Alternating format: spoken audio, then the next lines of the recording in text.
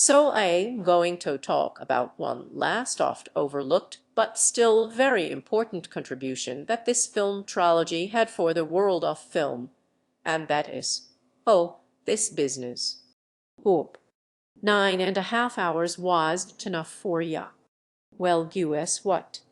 We had, like, every excruciating detail of the production of this thing, open like, I don't know, 27 digs or something.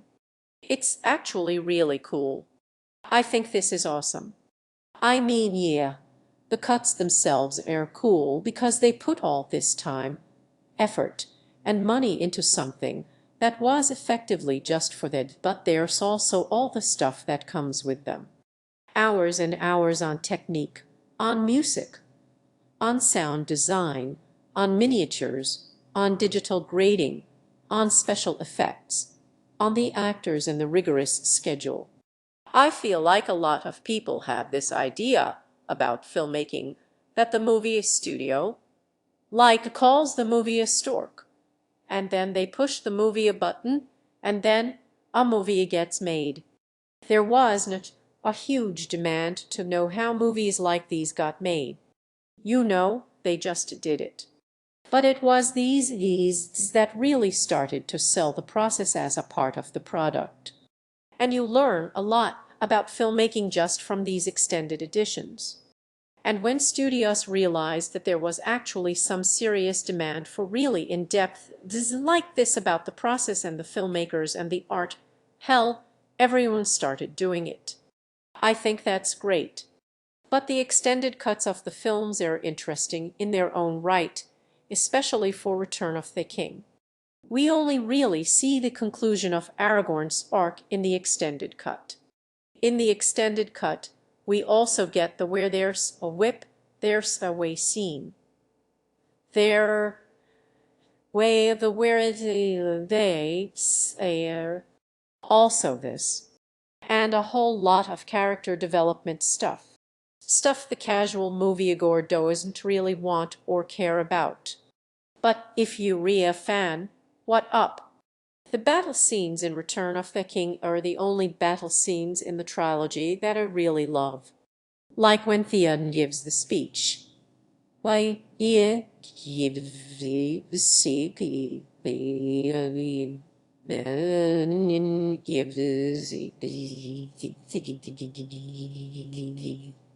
This movie also benefits a lot more from variety in terms of shots and framing and lighting and the editing. Hell, the most poignant battle scene ends up being on that we don't even see. And another interesting aspect that you don't see in a lot of war movies that this one really pushes is the fact that the characters genuinely hopeless about their prospects. They not fighting to win. They fight despite the fact they know they going to lose. Is there any hope, Gandalf? There never was much hope. Just a fool's hope. So there's this great contrast between the Rohirrim and Gandalf versus Denethor, who has lost all hope. This makes the stakes much more emotionally complicated. What do people do when they fighting in the face of such hopelessness? And I feel like the hopelessness thing is handled way better here than in the Two Towers. They say that it is hopeless, though Legolas hasn't improved much. But we can give Frodo his chance if we keep Sauron fixed upon us. A diversion. Of a version.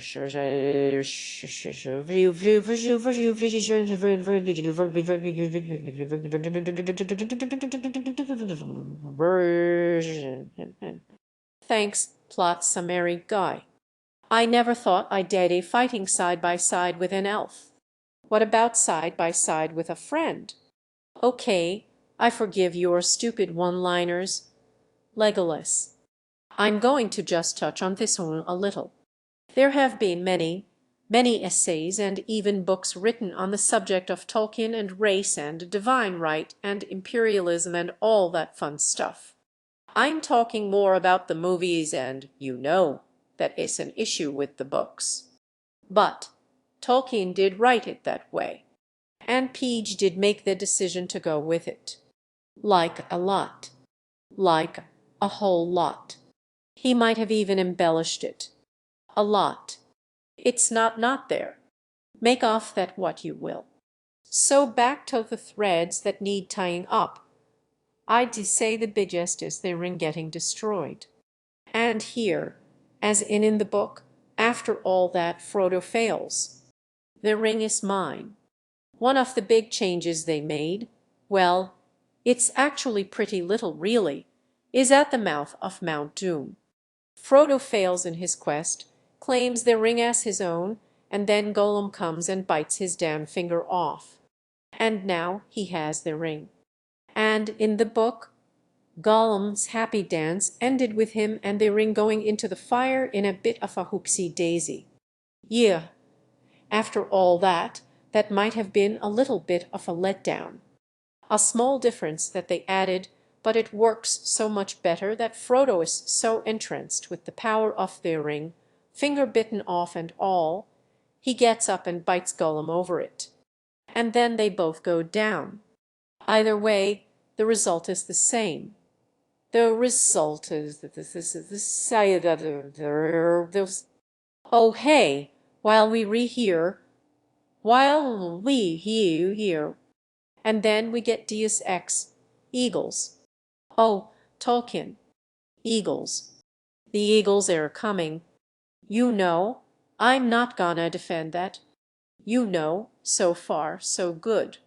I mean, I don't know. I mean, I don't know. I mean, I don't know. I mean, I don't know. I mean, I don't know. You know, I'm not gonna defend that. You know, suffice to say the needs of the plot sometimes outweigh the needs of the logic. And despite the fight, fight, fight, fight, fight, fight, the emotional machinations of this movie are fascinating to me. I'll use the Dark Knight trilogy as a contrast. And the reason I cite the Dark Knight is that those movies, the female characters aren't just in there to fill a quota, they're there to fill a function, an emotional function.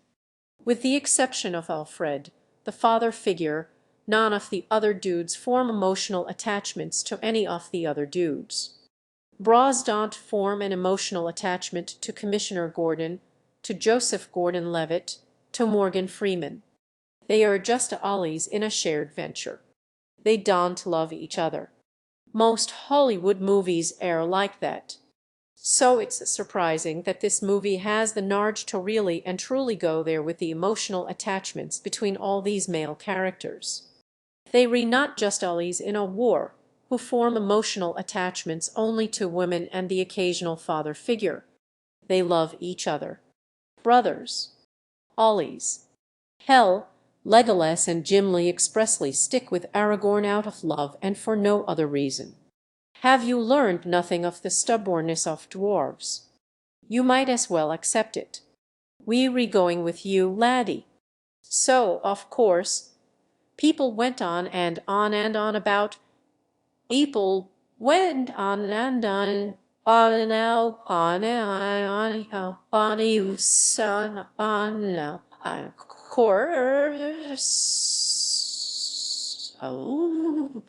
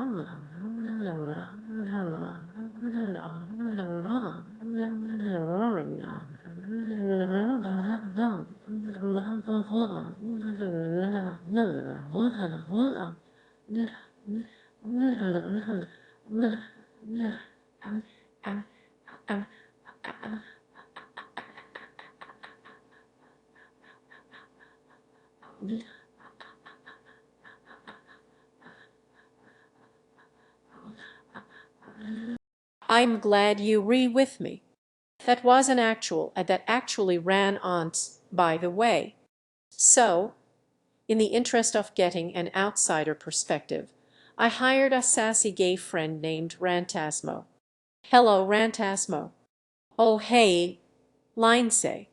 What's up, girlfriend? So please enlighten us with your gay wisdom. With your you so please enlighten no no no no with an last worth is you people is the gay interpretation valid? Well, because Lord of the Rings is such a sausage fest, most of the meaningful relationships in the trilogy are between male characters. The power struggle between Gandalf and Saruman, the rivalry between Sam and Gollum, the romance between Merry and Pippin, and especially the very strong friendship between Frodo and Sam. Since the only hobbit with any real love interest is Sam, and we hardly see her at all, this is the closest that our main protagonist gets to a romance subplot in the cinematic sense. And I would argue that this relationship is significantly more compelling than the one between Aragorn and Arwen. Don't you lose him, Samwise Gamgee? I don't mean to. You know, I think there's at least one instance where women are actually at an advantage in our society. And that's that they have more latitude when it comes to forming close relationships with others of the same gender.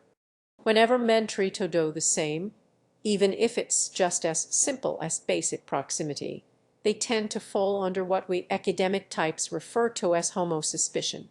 All it really took was a hug between two guys in a very extreme situation for audiences to start yelling, "Gay fingaye," but on the whole, this didn't seem to interfere much with anyone's enjoyment of the movie. Maybe it was ambiguous enough that people could look past it.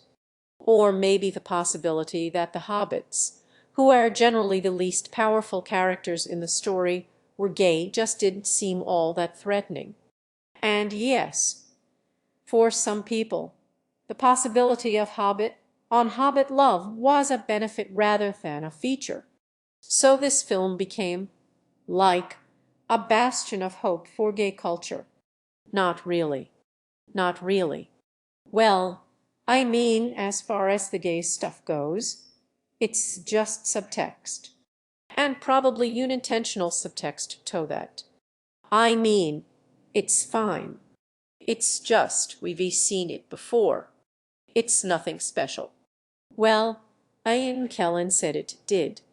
Name one Ian Kellen movie with no gay subtext. Yeah, that's what I thought. Sassy gay friend out. Well, I've seen people on the side of it's gay as hell. And I've also seen people get, like, really defensive and mad at the mere implication that the hobbits might be gay. I see I see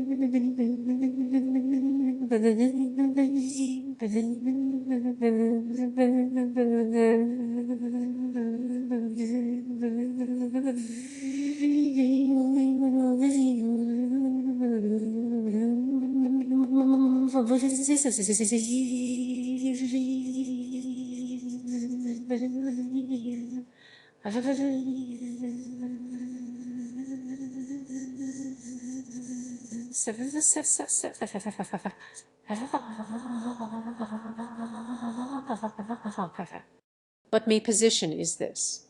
Who cares? First off, even if one day down the line Frodo and Sam realize their big gay love for each other, and yes, trauma does sometimes forge romantic bonds, that is not what their bond is right now. So what if they re-gay? So what if they re-not? I mean, the movie does pull a touch off the not gays with Sam here. If ever I was to marry someone, it would have been her. I know I haven't mentioned this in, like, 9 hours of movie, but no homo, Mr. Frodo. So regardless of the nature of their relationship, and I do think that nature is up for interpretation, the important thing really is the strength of their bond. But regardless of how many people pointed out which side you might sit on in the are they gay debate, the point is you liked it. I'm glad you agree with me. Their relationship made people uncomfortable, but it was just so damn touching, so damn sincere. Hell, Frodo even gives him a kiss at the end. In this day and age, it takes real nards for men to even hug in a movie, but Frodo gives him a single tender kiss. Hell, they even use the imagery in the teaser posters. The teaser posters. They did to stick it in under the radar, they used it as incentive to go see the movie. So it did become a joke in the wider cultural sphere. But only because you liked it. It touched you emotionally. Admit it. Yeah. So then after they destroy their ring, there's this really silly scene where they, like, are jumping on the bed and laughing. Gimli, yeah, we need some happiness as a reward for the last 3 hours of heaviness and misery, but okay, the laughing is weird, guys. What's funny? Seriously, did someone tell a joke? What's funny? And they come in one at a time, like it's the end of a Broadway show, and we re-supposed to be giving, like, standing ovations. Everyone out there who complained about the multiple endings, I gotta say cray more on this one. Sorry. The thing I really like about this compared to Harry Potter, which is also a book where the protagonist suffers a lot, is that The Lord of the Rings follows Frodo for a while after the end of the plot and shows that, no, he doesn't really get happily ever after.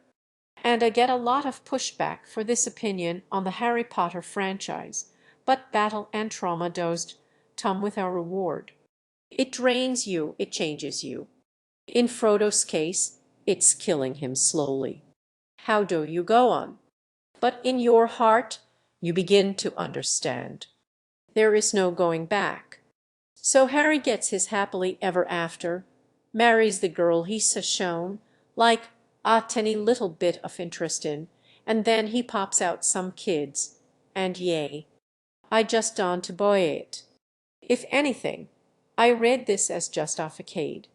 So if you ended the movie in Minas Tirith and imply that the hobbits were honored forever and lad and happy ending, it really undermines the sacrifice they made. I am really glad they didn't leave those scenes for the extended cut. Frodo didn't really get his happy ending. His story, therefore, is a lot more poignant than Harry's, because after all he's been through, he can't ever return to the very thing he set out to save. We set out to save the Shire, Sam, and it has been saved. But not for me. And there's this great little scene at the end with the four hobbits just sitting and looking at each other like, whoa, we have been outside the cave. We can never relate to these people again. The damage done to Frodo was just therefore some shallow drama, and we, the viewer, actually get to see that it had some real consequences. Frodo ends up having to leave the very thing he set out to save. And that's some real poignancy you don't see in big blockbusters. All these films, I think, are pretty much the best we could have realistically hoped for. When I look at them, particularly movies 2 and 3, I see flaws, but only flaws in a great, wide, deeply complex, very elaborate piece of art. Some of the flaws come straight from the source material. Some involve a man running a kilometer while on fire to jump off a cliff. I had this guy the other day tweet at me that he considered Back to the Future trilogy to be completely without flaw. See, this is the thing about any work made by human hands. It's gonna be flawed. And in the case of adaptation, they're easier to spot because you can see where it might have worked better based on the source material that you're already familiar with. The Lord of the Rings hit that increasingly rare sweet spot in this day and age of critical darling, beloved by the masses, and maker of lots of money. Return of the King, which was the only one of the three to win Best Picture, was also the last one to be in the top 10 grossing movies of its year. In nerd culture, general acceptance by the masses is too often used as an excuse to discourage critical thought. But it's upon things like this that we need to employ the most critical thought. Why this franchise? What appealed to it about us? Why did they change what they changed so we'd like it more as filmgoers?